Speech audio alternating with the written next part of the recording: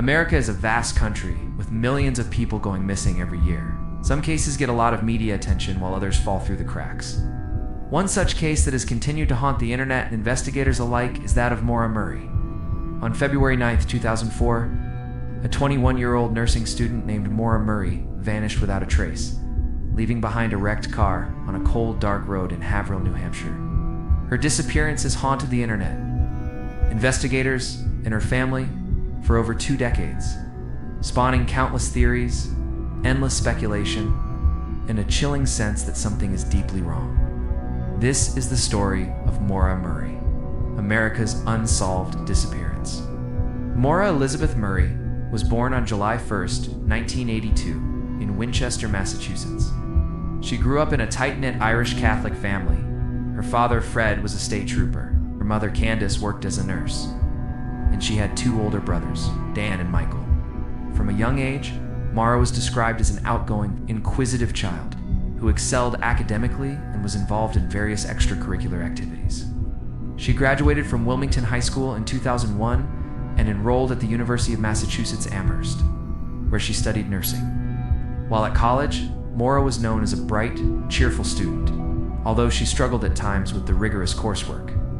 According to her friends and family, Maura had a close relationship with her parents and regularly spoke with them on the phone. She also dated a man named Ryan, who worked as a carpenter.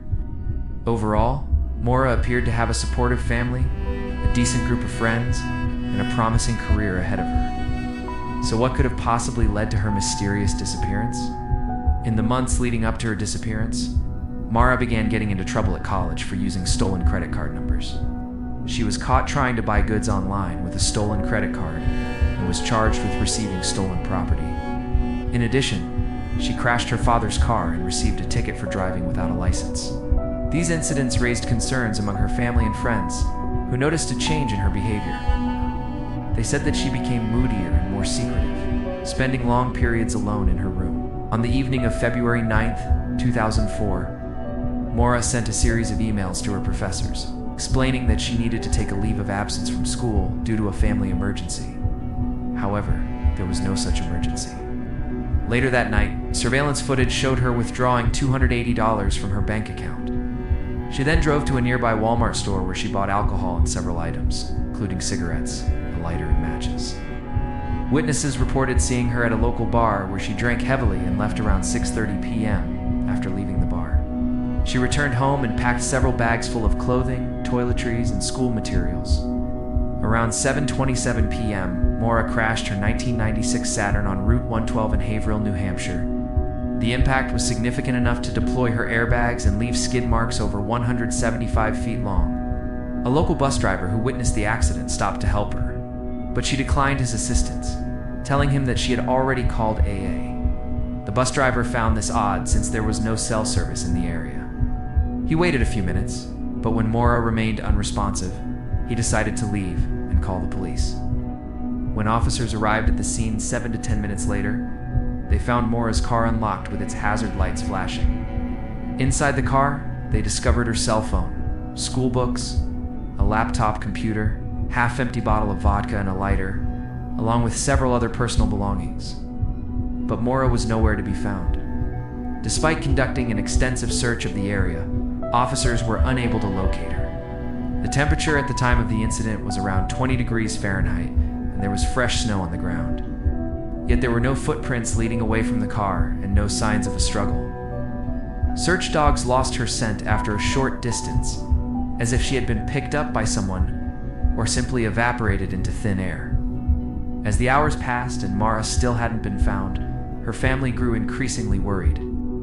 Her brother Don received a call from one of their mutual friends who informed him that Maura was missing. Fred and Candace immediately dropped everything and rushed to Haverhill to assist in the search efforts. With the help of volunteers, they distributed thousands of flyers bearing Maura's smiling face and begging for any information regarding her whereabouts. But as days turned into weeks and weeks into months, the hope of finding Maura alive began to dwindle. Investigators pursued numerous leads and followed up on countless tips, but none panned out. One of the most promising leads came in April 2004, when a woman contacted the police claiming that she had seen Maura at a Walmart store in Lancaster, New New Hampshire, about 2 weeks after she disappeared. However, when officers showed the woman a photo lineup, she was unable to identify Maura as the person she had seen. Another perplexing aspect of the case was the lack of activity on Maura's bank accounts. In the months following her disappearance, several debit cards linked to her account were used to withdraw money from ATMs in North Carolina and Virginia. However, surveillance footage showed that someone else had withdrawn the cash, ruling out the possibility that Maura had used the cards herself. Additionally, a review of ATM withdrawal records revealed that the person who withdrew the money was the same one who had transferred $300 from Maura's savings account to her checking account on the day she disappeared. This individual was never identified, and the motive behind the transfer remains unclear. One of the prevailing theories is that Maura was kidnapped, but if so, why was she left in her car on a secluded road? Was she dropped off by her abductor, or did she drive there willingly? Another theory suggests that Maura crashed the car intentionally as part of a plan to collect insurance money. As the years passed, the Murray family refused to give up hope of finding Maura alive. Fred Murray, a retired state trooper, dedicated his life to searching for his daughter. He drove up and down the cold, lonely roads where she disappeared, his heart breaking at the thought that she might be lying beneath the snow. He posted missing posters on telephone poles and knocked on every door in the area, pleading for any information. His wife Candace kept a blog to keep the public aware of the case and to debunk rumors.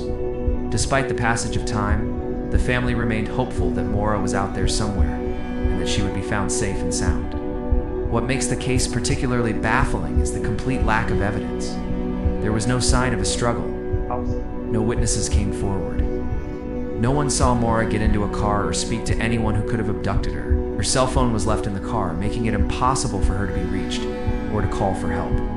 Even the most basic questions, such as why she crashed her car and why she did and tried to seek help after the accident, remain unanswered. Theories abound, ranging from foul play to simple runaway.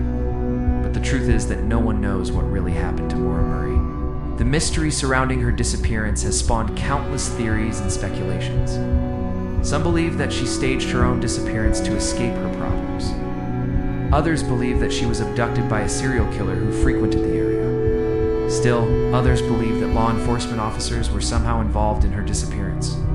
However, despite the many theories, no evidence has ever surfaced to support any of them. And now, 18 years later, the case remains open and the questions remain unanswered. How did a healthy, bright young woman simply vanish without a trace? What happened to her? Is she alive or dead? Did she run away or was she taken against her will? Unfortunately, these questions may never be answered. The disappearance of Maura Murray is a tragic reminder of the vulnerability of even the most seemingly ordinary people.